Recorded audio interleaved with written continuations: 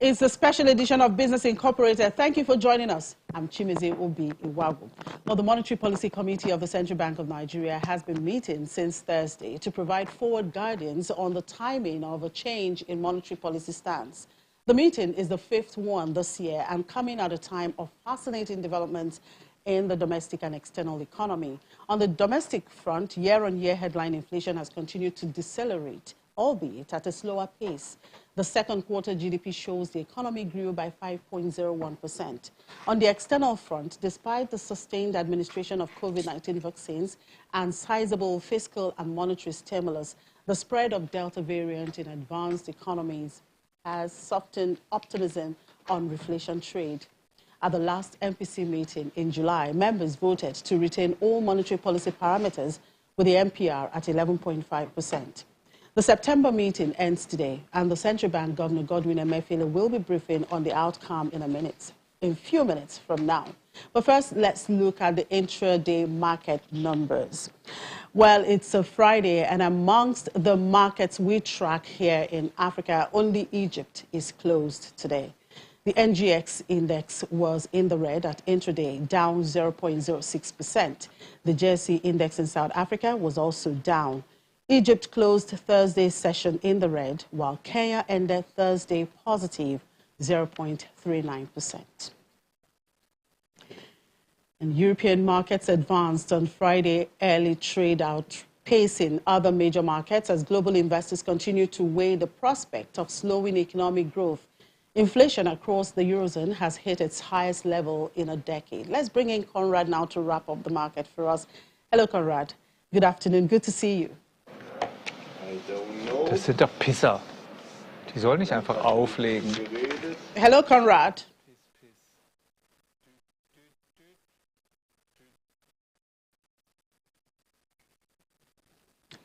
All right, let's move now to the UK, where the British public inflation expectations rose last month as people respond to signs of rising prices in the shops.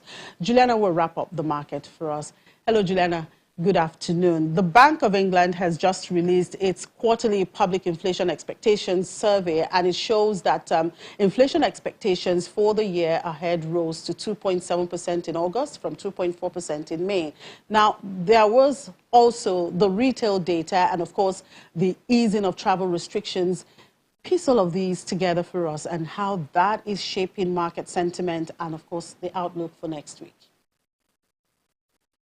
Good afternoon, Chimeze. Well, yes, we'll start off with the outlook for next week because a very important day, next week, Thursday, the Bank of England Monetary Policy Committee will meet. And that inflation outlook that you just mentioned is really going to give us a taster because in the month of August, inflation here in the UK rose to 3.2%. That was a 1.2% jump from July, the biggest jump that they've seen on record. And obviously, lots of central bank governors across the world have been saying that high inflation is transitory, but it is going to give the Monetary Policy Committee members some food for thought, because we know at the moment not all of them are agreeing that interest rates shouldn't be hiked from the record low of 0.1%. So, of course, we're going to be keeping our eyes and ears out for that meeting next week. Also, next week, we're going to be looking at the first private sector data from September. Really important PMI data that's due to be out, I believe, starting from about next week, Wednesday. This is the last month of Q3. We are starting to see some stagnant growth.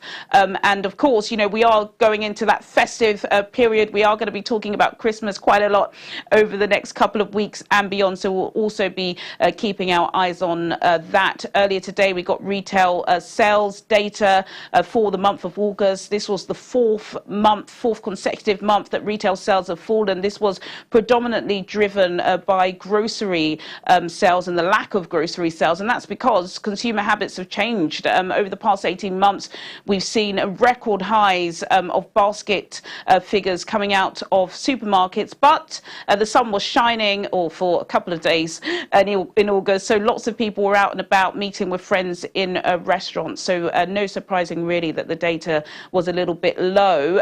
Going into the weekend then, the FTSE All-Share at intraday is up by 0.07%. The FTSE 100 down, though, by 0.08%. And the FTSE 250, the domestic market, that's up by 0.49%. In currencies, Chimmy, the British pound is down on the US dollar by 0.08%, down on the euro by 0.24%, but up on the Japanese yen by 0.15% at intraday. Well, Juliana, I guess next week looks quite busy. We have quite a lot to choose. So we look forward to those. And in the meantime, here in Nigeria, our focus is on the MPC today. Enjoy the rest of the weekend, Juliana. Thanks, Chimmy. All right, let's get back to Frankfurt, where Conrad is standing by to talk to us. Hello, Conrad. Good afternoon. Good to see you. Good afternoon. Thank God it's Friday. Thank God it's Friday, Conrad. Well, consumer price across Eurozone jumped by 3% in the year to August. That's up from 2.2% in July. That's the highest rate since late 2011 and sharply over the European Central Bank's 2% target. What's the implication of this for the ECB, and how will this shape investors' confidence going into next week? Well, in terms of confidence, I can tell you that at least these high inflation numbers are more or less what, on average, experts had anticipated. So yes, these are high numbers, considered unhealthily high by many on the markets, but they are within a range that experts had anticipated, which also means that the scenario remains intact, that likely these high numbers are a transitory thing, a temporary thing that will go away again. These high numbers have to do with the weakness of the economy last year during the pandemic lockdowns, with the weakness of consumer price increases last year. So what we're seeing here is a certain amount of rebound, which is at least according to the scenario followed by most on the market, not something that is going to last forever. All right, I will leave it at that. Conrad, thank you very much. So thank God it's Friday, as always. Enjoy the rest of the weekend. Thank you. And back here on the African continent, central bankers in key African countries are expected to leave borrowing costs unchanged this month to support the recovery of economies that remain vulnerable to coronavirus-induced shocks. Parts of the continent are wrestling with a third wave of infections driven by the highly transmissible Delta variant. Africa is the world's least vaccinated region, with only 3.2% of 1.2 billion people fully immunized, leaving it vulnerable to new waves and stricter lockdown measures that could weigh on output. As some of the Central African bankers meet this month, analysts see a hold on rates on GDP growth concerns. Now, let's look at this country, starting off with Ghana. In Ghana, for instance, the central bank is expected to leave the key rate unchanged at a 9-year low when it meets on September 27. This is to boost its economy that expanded at the slowest pace in 37 years in 2020, while consumer prices rose for a third straight month and are seen nearing the top of the target band in August. The MPC estimates inflation will remain within the range for the next 18 to 24 months. That should give it room to keep an accommodative policy stance. Okay, in South Africa, the MPC will meet on September 23 and will probably leave its benchmark repurchase rate at a record low to support an economy seen contracting in the third quarter after deadly riots and a cyber attack at the state-owned ports and rail operator hit activity. The committee turned less hawkish on policy normalization at its July meeting, days after the unrest erupted in the two biggest provinces by contribution to GDP. Analysts say low global interest rates, together with inflation that's expected to remain within the MPC's target range through 2023, and a resilient local currency that's being supported by high commodity prices, gives it room to maintain an accommodative policy stance. Now we turn over now to Kenya. The MPC is scheduled to meet on September 28 and should keep the key rate unchanged for a 10th straight meeting as the pandemic continues to weigh on the business environment after the economy in 2020 contracted for this first time in 29 years. Inflation that accelerated to an 18-month high in August remains within the target range, giving the committee room to continue supporting the economy. And of course, to Angola, the central bank is expected to stand pat after unexpectedly raising its benchmark rate to a record high in July to try curb rampant inflation. The MPC will meet on September 27. Analysts say members may want to wait and see how its last move, as well as new measures by the government to counter inflation, such as easing restrictions on imports, filters through the economy. Okay, back here in Nigeria, of course, the MPC meeting started yesterday, Thursday, and the decision will be announced shortly. Inflation remains at nearly double the top end of the target band. It slowed to 17.01% in August. The GDP grew by 5.01% in the second quarter, suggesting the economy still struggling to recover from its biggest contraction in almost 3 decades. At its last meeting in July, the committee left all parameters unchanged. Let's have this conversation now. I'm being joined by economist and the immediate past Director General of Lagos Chamber of Commerce and Industry. He's here with me in the studio, Mr. Muda Yusuf, and I'll also have there in our Abuja studio a professor of capital market at Nasarawa State University, Professor Uche Uwaleke. Thank you very much, gentlemen, for joining me on the program. Thank you.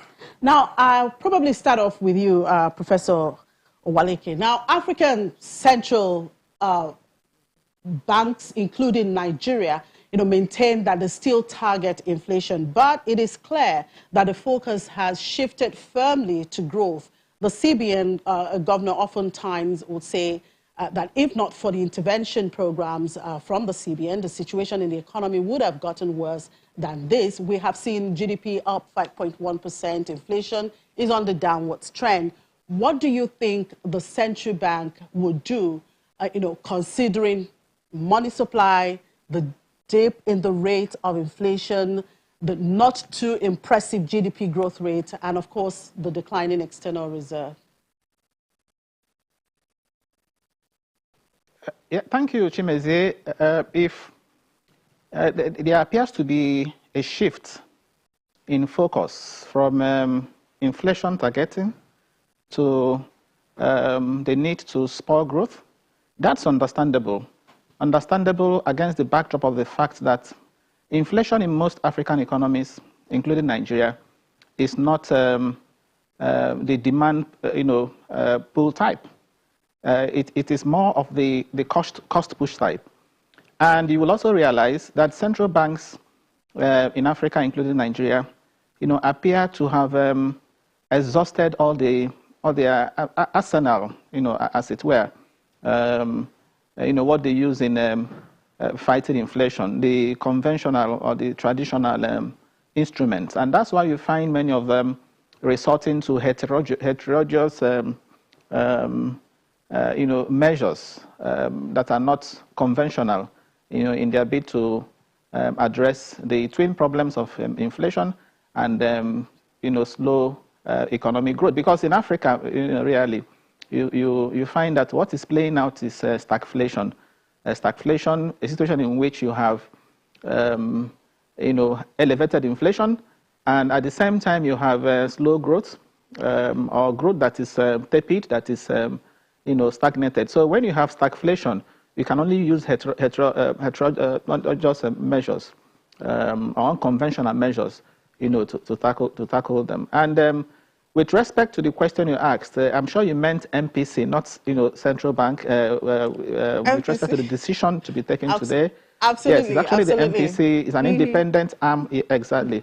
So I expect the MPC to also leave all the policy rates unchanged, because the choice, will always be whether to tighten monetary policy, to loosen monetary policy, or to retain the policy rate. So I see them once again striking a balance, between the need to help economic recovery, to keep supporting economic recovery, and the need to also rein in inflation, because that's a major challenge, again, with an eye on the pressure in the forex market. And Let me quote the statement made by Edward Adamu, a member of the MPC and, of course, Deputy Governor of the Central Bank, in his personal statement. The personal statement he issued in support of his stance, during the last MPC. He said there that monetary policy at this time, must in the minimum, support the recovery gains made so far. And of course, I may also have to add, without offsetting, without upsetting the need to also rein in inflation rate. So at the end of the day, you find the central bank trying to strike a balance. If you tighten monetary policy, what happens?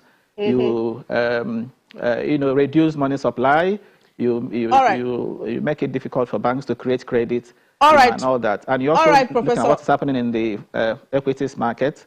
Professor Waleke. Professor Waleke will not be in the interest of the equities market. Yes. Well, Dr. Yusuf, now central bankers, or call it monetary policy committee, all over the world face this monetary policy dilemma. Now, do you think there will be some kind of trade-off between, talking about money supply, inflation, GDP growth rate, and of course, the big elephant in the room, exchange rate? Yes, I think we have to also relate to peculiarities of countries. Because what obtains here, in terms of the peculiar policy context, may not necessarily obtain in some of these African countries. When we look at the nature of our own inflation here, you will see first that, just as Professor Waleke said, there are basically cost push factors. These are basically supply side factors. So no matter how you look at it, when you talk about whether you want to tighten or you want to relax monetary policy stance, it may not have any material impact on inflation. Of course, the essential pass-through effect may be from the money supply side and all of that. But I beg your pardon now, Dr. Muda Yusuf. News just reaching us now saying that the National Industrial Court has ordered the National Association Resident Doctors to suspend their strike action and go back to work immediately pending the determination of the substantive suit. Members of the association in all the 36 states and the FCT have been restrained from continuing with the industrial action embarked upon on August 2nd. All parties to return to negotiating table. We'll bring you more details as we get them. All right, let's get back to our conversation. Well, it's all still part of the economy. We're talking about the health sector, and that's good news coming from them if they have to get back to work and then they get issues resolved eventually. Right. So I was saying that I think what is paramount at this time is to see how we stimulate growth, which is what the central bank has been trying to do all along. So I don't see the central bank, focusing too much on inflation at this time, even though we are seeing some marginal deceleration. But of course, inflation is still very high at 17.01%. That is still quite high. But I think what is paramount now is to see how we can stimulate growth so that at least from the supply side, we can do a lot more. And to do that, I think there are bigger factors to impact on growth beyond issue of monetary policy stance. You talked about the big elephant, which is the FX. If you talk to those who are investors today in the Nigerian economy, the biggest challenge that they are facing is the FX challenge. Twin problem of the depreciation, the volatility, the liquidity. All these three factors are perhaps the biggest factors. So if any investor is listening to what you come out from the MPC, what will be uppermost in the mind of the investors is to see what is the central bank going to do about this. Because we also need to prioritize issues. Of course, we can talk about MPR, We can talk about CRR, we can talk about liquidity ratio. That is good for routine, monetary policy responses. But if we need to, prioritize as to what are the major concerns of the economy today, the biggest concerns are around Forex. And of course, we need to hear from the central bank. What exactly is the central bank doing? Because if you really want to even stimulate growth, you need to clear some uncertainties. You need to make the environment a lot more predictable. You need to inspire some confidence in investors, whether they are domestic, whether they are foreign. The issues at the heart of investors' confidence today is not so much interest rates. Because in the area of credit, I must say that the central bank is not doing badly. At least interest rate has been, fairly okay. Corporate banking space, in the corporate banking space, people are getting credit 15, 16, 17%, maybe at most 18. In the retail space, we are talking about 20, 22, and all of that. But that is still good as far as credit segment of the function of the CBN is concerned. In the area of financial system stability, of course, the financial system is generally stable. So we don't have issues with that. Where we have issues with is the FX.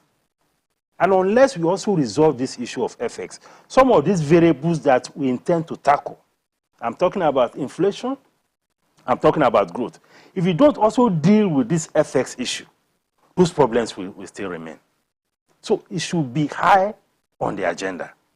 Unfortunately, most of the Monetary Policy Committee meetings, the kind of emphasis we expect to see in the foreign exchange part of this economy, we hardly see them.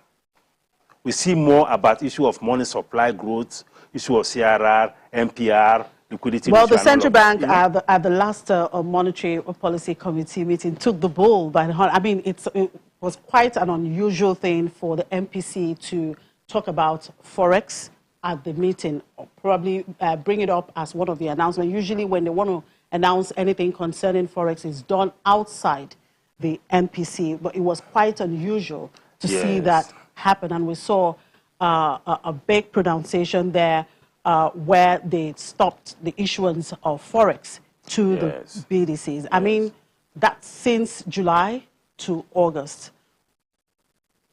How much of impact would you say that has really had? Maybe I should find out from Professor Owaleke. I mean, Professor, you've been following this conversation, talking about the foreign exchange market, the issues there. That's the big elephant, in the room. What are your thoughts there? Yes. Why is it the big elephant in the room? Why is it that it's one issue that has remained thorny, unresolved for a long time? It's because of the lip service we have paid to diversification of, the revenue sources. That's the major reason, and that's why I think, yes, the central bank has, a lot of role to play, but the blame is, shouldn't be on the central bank, squarely, and that's because, just as Dr. Yusuf rightly pointed out, is a supply issue. It's actually a supply issue. What are you talking about? The volatility in that market. Volatility is also tied to supply.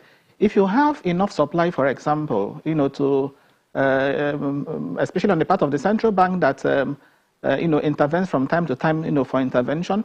Of course, you wouldn't find that level of volatility because the supply is there. So it's majorly a supply issue. It's also a demand issue, given the import-dependent nature, of this economy. That's why I'm saying it's not really a central bank fault that we're having this, forex challenge, because it is not the central bank, for example, that is responsible for the penchant, for consumption of foreign goods, the penchant for medical tourism, the penchant for education tourism, and so on. These are the things that put pressure, in the forex market. So, so it's basically a supply thing. So what do we do? And that's why I usually like the style adopted by Professor Obadan in his personal statements. The style, he not only provides justification for any stance that he takes, he also makes recommendations, to the central bank bullet points, recommendations not only to the central bank but also to the fiscal authorities, because both sides must, play a major role in shaping the direction of the economy. For example, he says in one of his recommendations that there's need for the central bank to monitor, Professor especially now that the central bank, yeah. We're going to continue with this conversation in our next program, but for now we have to close the show at the moment. But before we go, we're reminded that the National Industrial Court has ordered the National Association Resident Doctors to suspend their strike action and go back to work immediately, pending the determination of the substantive suit. Members of the association in all the 36 states and the FCT have been restrained from continuing with the industrial action embarked upon on August 2nd. All parties to return to negotiating table. Will continue to update you on this latest news. And that's it on the Business Incorporated special. Thank you for watching. I'm Chimeze Obi Iwagu.